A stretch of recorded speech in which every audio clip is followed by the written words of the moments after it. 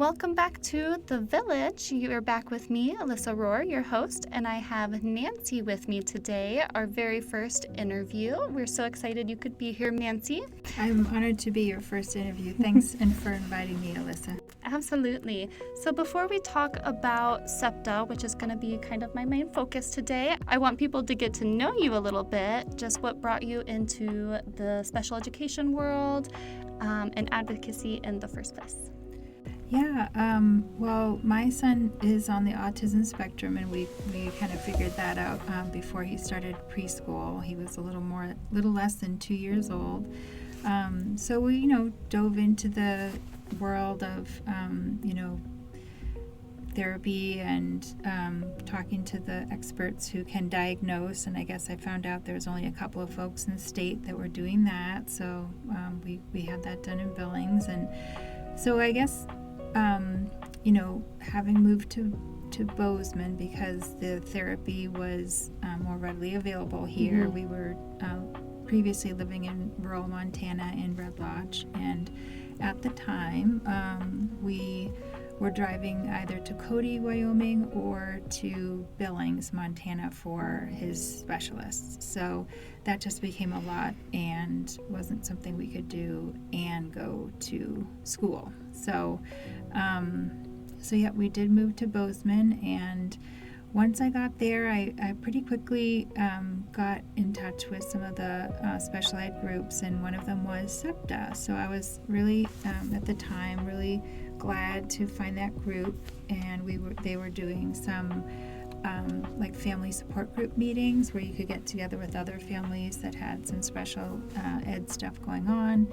And that became so useful to me and my son both that we just went every single month. We very rarely missed a month. I think I had a fever. Here I had a fever one month and we didn't go, but otherwise we didn't miss a single meeting. And when the leadership was changing and they needed someone to step up, that's when I became involved with the leadership of SEPTA. You always talk about this community feeling when you went to the meetings, and I think that's so great, and I think a lot of us are still really looking for that here. Is hopefully we can bring that back and build our community a little bit better. Why do you think SEPTA really needs to exist? SEPTA, I think, is such an important organization because if a parent is having trouble in the school system, I think they really want to reach out to someone that isn't the school system, someone that can advocate for their kiddo and help explain what's going on, and just have that be a separate group. Not that the school system is trying to pull one over on anyone, it's just they just feel a lot safer, I think, just telling it like it is and describing, some of those vulnerable things that are happening. I think they feel a lot more comfortable talking to someone who's just not the school system itself. Absolutely. Just broadening more options and some more supports. Who would you define SEPTA is for? Would you say it's only for parents who have children who have IEPs, or can teachers, therapists, administrators, grandparents, and community members be involved in this group? Really, it's the diversity of viewpoints, I think, that makes this group so successful. So really all of the groups that you mentioned, Alyssa, mm-hmm. would be accepted in terms of, they'd be really helpful resources for families to get some perspective on how their kiddo is doing and what it is they can ask for. A lot of times a parent will say, this is what they've proposed, what can I ask for, how do I ask for it, that kind of thing. So all those different viewpoints are going to be helpful to get a parent the advocacy they need for their kiddo. Mm-hmm. I completely agree. Every time we have someone reach out to our group, I feel like we're always excited to have a new perspective and viewpoint to bring in and support our families. Let's see, what does SEPTA provide that families may not realize that they need? I guess I would say that sometimes families don't know how supported they feel when they're talking to other families that have been through something related to special ed. I think people kind of get into a tunnel, or they're kind of working in a bubble and really just focusing on their own kiddo. But as soon as more parents get together and more folks even, like it could be the occupational therapist that's on the board, if that's the kind of perspective that they can bring, I think they really benefit from seeing that broader view. Yeah, just knowing that they're also not alone, I think is really fantastic and super helpful, that you may not realize that you feel lonely until you realize that there's someone else there. Right, yeah, for sure. Okay, so you've had the opportunity to see our special education community from a leadership perspective. What have you seen in this community that has really encouraged you? I think the thing that I found so encouraging is that I really feel our special ed administrators are listening. You know, one example that happened fairly recently was one kiddo was having a difficult time, and that they were using holds to you know, as part of his daily routine if there was something going on. And when the parents mentioned that wasn't working for this child, and they were starting to really dislike school and not getting along with their teachers, the administration tried to find a solution that was going to work for the teachers and as well as the parents and the kiddos. So now throughout the entire district, there's a Japanese form of, it's not a hold, but it's sort of a peaceful kind of Ukero? Yes, exactly. I didn't know what it was called. And so now that's district-wide. And so one kiddo kind of spurred this change throughout the district. And to me, that just shows how much the district is wanting to do what's best for the kiddos and give them the support they need so that they can be kids, you know, and thrive and enjoy school and their peers. And so this was just, I think, a solution that was district-wide that I was really impressed. So that's what I see is if we can have a productive conversation, I think we can come up with solutions together. And I had a chance to go to other districts in the area to support families, and the one I have the most experience with is the Bozeman School District, because that's the one my son was in. He is now aged out of the school district here and has transitioned over to MSU, and he's working on his undergraduate. So it's been a little while, but I would say that I have been appreciative of how well they listen. That's great. I mean, all we can hope is for progress, right? That's fantastic. What do parents do for one another that we may not see? I hope that I'm not really sure if I have an example that I can think of right off the top, but I hope that every interaction with a family where they're like leading with curiosity and try to understand like where the school district has come up with their their plan, to work with their kiddo. I hope that every interaction just builds on that concept of really just trying to understand each other and trying to understand what the kiddo needs. So that's one thing I think. Is there a moment that stands out to you where you thought this is exactly why SEPTA matters? I know you already kind of brought up the story about the Ukeru training, which is fantastic. I think that is great, but is there anything else that comes to your mind?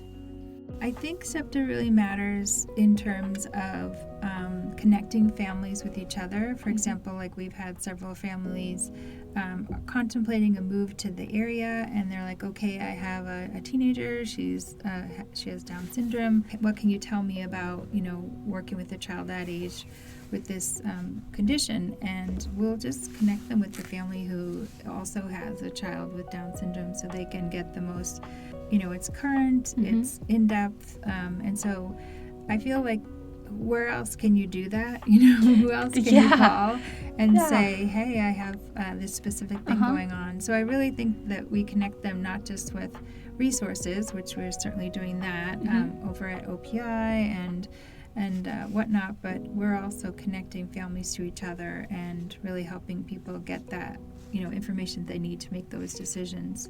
So I think that's super great. I also think, like I was mentioning before, getting that support about like how do I talk to my school system, school administrators, like what, the teachers are saying something but I don't understand it. So we'll really, SEPTA really does put in the effort to listen to what's been going on and let the family know what they can do and what's normal. I think normalizing a lot of the situations is useful because no one's done this before and there's really just no playbook. You can't No. just read about it. So you're living it sometimes for the first time. Sometimes families have more than one kiddo in the special ed system, but sometimes it's just this one time. So I think it's awesome to be able to talk to a room full of folks. Like generally we'll all hop on a phone call in the past when I was with SEPTA and just chat with the family and answer as many questions as they can. We've done that with grandparents and parents, that kind of thing.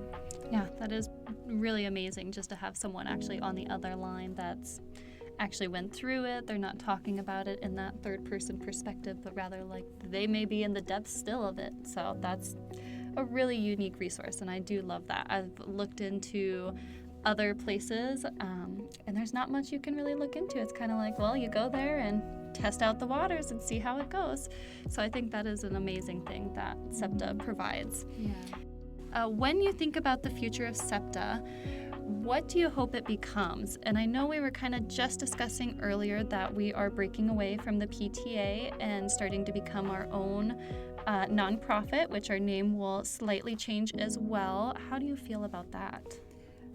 I think that SEPTA is so much more about advocacy and connection and community that the PTA wasn't necessarily, giving us, the opportunity to offer that to the community. So I am super excited. We've been really wanting to be able to broaden the goal and the mission for SEPTA for such a long time. So I'm super excited because this has really been something we've been wanting to do, to really just be something even more than just a PTA. We have been working hard to try to make that happen for sure. How can SEPTA become more accessible to families who are already overwhelmed? Be more accessible? Yeah. I guess what we learned in the pandemic is that prior to the pandemic, we would offer a spring special ed conference, and it was all in person. So we offered childcare and some food, that kind of thing, to make it easier and to reduce barriers. But reducing even more barriers, I think, is what the pandemic taught us. We can do maybe hybrid, we can do it in person, but also for folks who really are not going to be able to attend for one reason or another. I think doing hybrid, conferences and offering maybe more education and information and ways to connect. We need to see this podcast grow. I think this is another way to just break down those barriers. Maybe some folks are wanting to listen during whatever breaks during the day or at the end of the day, and this would be a really great way to connect with SEPTA that way. So I would just think bring more opportunities, different kinds of opportunities would be great. I love that. Another thing we talked about in our meeting today was the podcast and expanding different little subsections. As we have our blog, we have the podcast, and we've also been thinking about starting a parent group. How would you feel about that? Do you think that'd be something the community would enjoy? I know you talked about how you really enjoyed it and actually showed up and you rarely missed it, so it sounds like maybe that could be something that Bozeman-Belgrade area could benefit from. I've heard a lot of good feedback about the family support groups, and there were some early attempts to include like MSU school, I think it was a School of Development or something, where we had some mental health counselors in training, so to speak, and that was a little too heavy, I think, for some folks, and it worked well for other folks. But so we've tried a few things, and the last place we left it was that the Eagle Mount started their own family family support kind of program under Maggie. Maggie's managing that, and so that was actually working really well, but it's not exactly SEPTA. Like, so there could be another opportunity for a partnership there, or doing something individually. It's just gonna try to just figure out what the community needs and wants. The last few meetings that we had for the family support group that were partnered with Eagle Mount, we just had really low attendance, so we just didn't know, is it the day of the week, it was the location, or was it just not the right programming. So I think that's where we left it, and we have not really figured out what it is the community would like to see. And the community has been changing. I mean, this was many years ago. And so I guess I hope to see a place where people can meet and still connect with each other and have our kiddos play together, that kind of thing. It was really interesting. One month I really did want to skip. I'm like, oh, I'm feeling really tired. I just don't know if I can get out of the house. And my son told me how much he would miss it. And I said, all right, we're going to rally. We're going to go. My son really enjoyed hanging out with the kids. So. Oh, I love that. I know as a parent myself, I've talked to a few other moms, and our goal is to hopefully start a summer outside once a week, once every couple weeks. Just get together, have the kids play. They get to have some peer social interaction. We get some other moms that we can vent to, or we could talk about whatever's going on in our lives. And I think it would be fantastic for everyone involved. Yeah, just setting up a consistent day, and whether it's weekly, bi-weekly, or monthly, I think that's the key. It's like everyone knows it's going to come up and look forward to it, and I think people really do start looking forward to it. Absolutely. I think that's something we can definitely try to get going and work on. It would be fun. If you could see SEPTA in 5 years, what would success look like to you? I think success would look like that SEPTA is on the lips of everyone, in the community. When someone says, oh, I have a kid in the special education system, the very first thing would be, oh, have you spoken to SEPTA? Have you reached out to them? They're a really great group, and dedicated, board members, and just a community of folks willing to be that ear and support. So really that we're well known, that people reach out and know that we exist. So that would be a success to me, is that, people just know that we're there if people need us. And then I think just the variety of offerings, like if I saw a different, broad variety of offerings and partnerships with other organizations like Eagle Mount and whatnot, I would think that that's also a success, because it's just broadening the reach and broadening the types of activities available and supports available. So I would think that's also would be a big success. It's wonderful. I hope one day we can make it there, because I agree. Sometimes when you mention SEPTA and they're a parent with a child disability, they haven't even heard of us yet. So that is definitely our goal this upcoming school year, is to really get us out there for support for families. Just knowing us and knowing someone's there is going to be really helpful for people. If you could give one message to every family in our community who is raising a child with a disability, what would you want them to hear? I guess the thing that maybe people don't think of is every person in the family needs support. If there's a kiddo with special needs, I would say sometimes if there's a sibling, and my kiddo doesn't have any siblings, but if there's a sibling, sometimes they feel left by the wayside. The spouse, might feel left by the wayside, and also just need support through, this special thing that's going on. There's one person, they're, needing that extra support, but the support and the energy for that support comes from somewhere, and it's coming from everyone else, So I guess I would say build up everyone else as much as you can. Get support in whatever way makes sense for your family. For mine, mental health counseling was useful. Also getting a behavioral specialist was helpful. But really just taking time for each other. There's some respite dollars available at DPHHS, and that just helps the caregiver. So if you're looking at a caregiver and want to make sure that they can last, and be themselves and be their best selves, I would do as much as possible to support that person and take advantage of these respite dollars and other programs. And if even if it's a neighbor or friend, hey, do you want a hand for a half hour to an hour? Just take it. Go take a nap. Whatever it is. Go take a walk outside. Go get an ice cream. Whatever it is, it's going to be uplifting to you, because this just isn't a sprint. It's a marathon, and if you're not taking care of yourself and the rest of your family, it shows, It's going to wear down. Can't do that forever without taking care of yourself.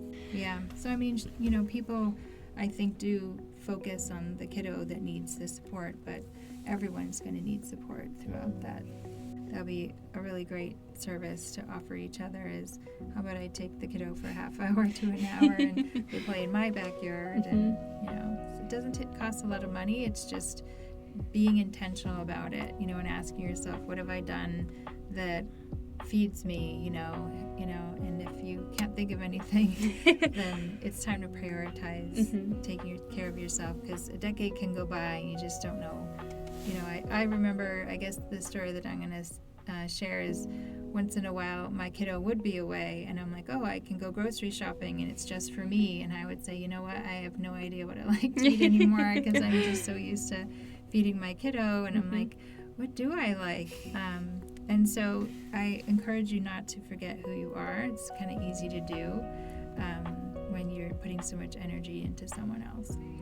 That's amazing. That's a fantastic point. And I guess that just leads us to our last question here. If you could give one message to our community as a whole about disability and inclusion, what would it be?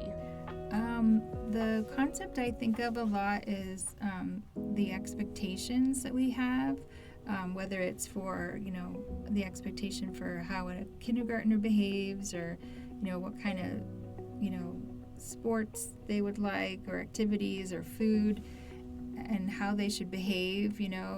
I would just say, try to suspend your expectations.